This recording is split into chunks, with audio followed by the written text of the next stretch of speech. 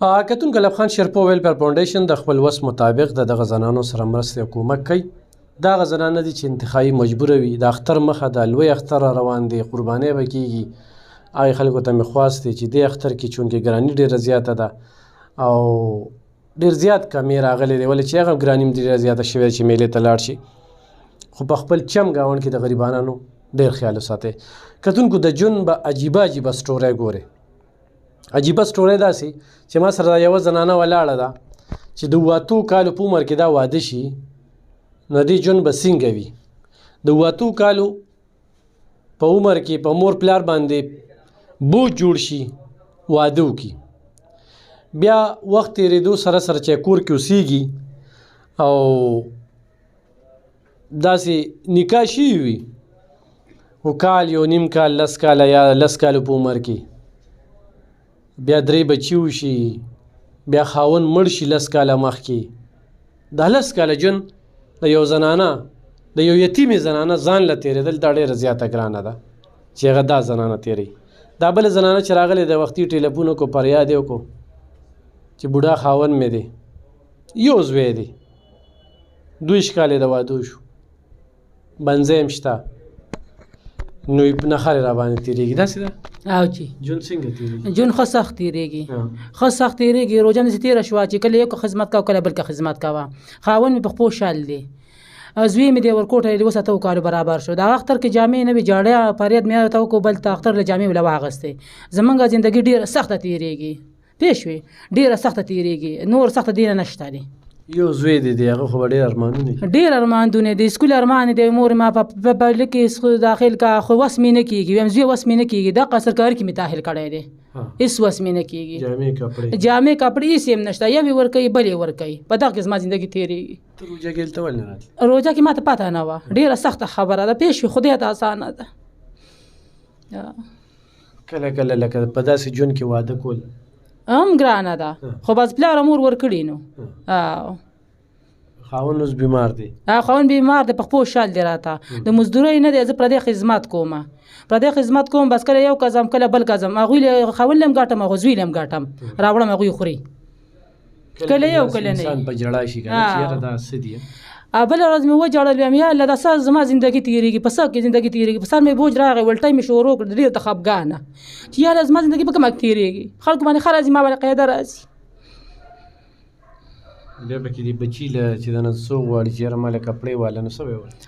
بله ورځ مې چرګې واخیستلې، ویل چرګه راله واخله، یو نه 500 روپۍ چرګه مې له واخیستله نه وه، چرګه مې له واخیسته، اوس یې ویل چې مور مې اختر له جامې نشته، نور که زویه چاته به وویم سوال دار به وکړم تر به جامې اختر له والم، پوه شوې. نور دغسې حل دی، خاوند مې بوډا دی، بیخي سپین ږیری دی، د خپو نه خراب دی، نور ښه تکړه دی، خپو نه خراب دی. داسې نخرې تېرې شوي؟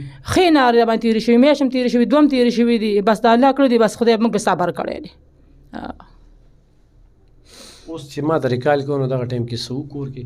دا کور کې هېڅ هم وس نشته، اوس مې خاوند پرېښی دی، 2 بچي مې پرېښي دي، دقسې نار نه ور دي، څه به یې کړي نه به یې کړي، څه به هغوی کړي، نه راکه رزق شته، نه راکه غوړي شته، نه راکه اوړه شته، هېڅ هم راکه نشته، نه د پیسو درک لګېږي.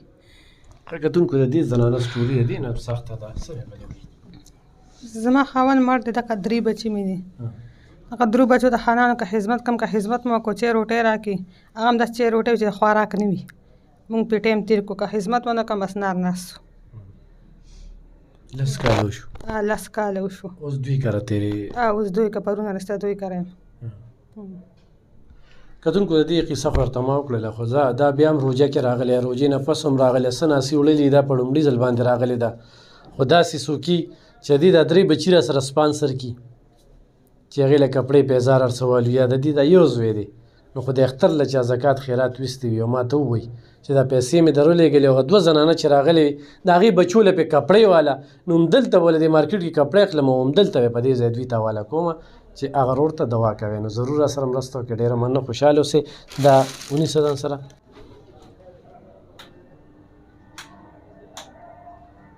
کتونکو دې سره دا بله زنانه چې کومه ده، لبخان شیرپو ویلفیر فاونډیشن ورته اوړه ورکوي، د ماجوکي ده 400. دا وایي چې خاوند مې په 2 خپو باندې معذوره دی، روژه کې موږ له راغلې ده، داسې مخکې راغلې ده، خو کپړې خرڅوي، محنت کوي، خو په ټکه پکه هغه خپل خاوند هم پالي او بچي هم پالي. نو دې درد ته راغلې ده خو چېرې ستاسو مرستې را سره وي نو دې خلکو ته موږ ډېر څه ورکول او ستاسو نه د مرستو امید ساتو چې لوی اختر را روان دی، ګراني ډېره زیاته ده او غربت انتخا ته رسېدلی دی، روزګارونه نشته، هر څه په ټپه ولاړ دي. نو ضرور کومک را سره وکړئ خو موږ سره نه کوئ. په خپل چم ګاونډ کې د بېوسه خلکو خیال وساتئ. د کوم ځای ته؟ زه پړانګو ماجو کې پړانګو ماجو مخکې راغلي؟ روژه کې راغلی یم. روژې نه مخکې راغلي؟ روژې نه مخکې راغلی یم. څو بچي دي؟ زما 2 جینکې 3 لکان دي. ګټه وټه څه ده؟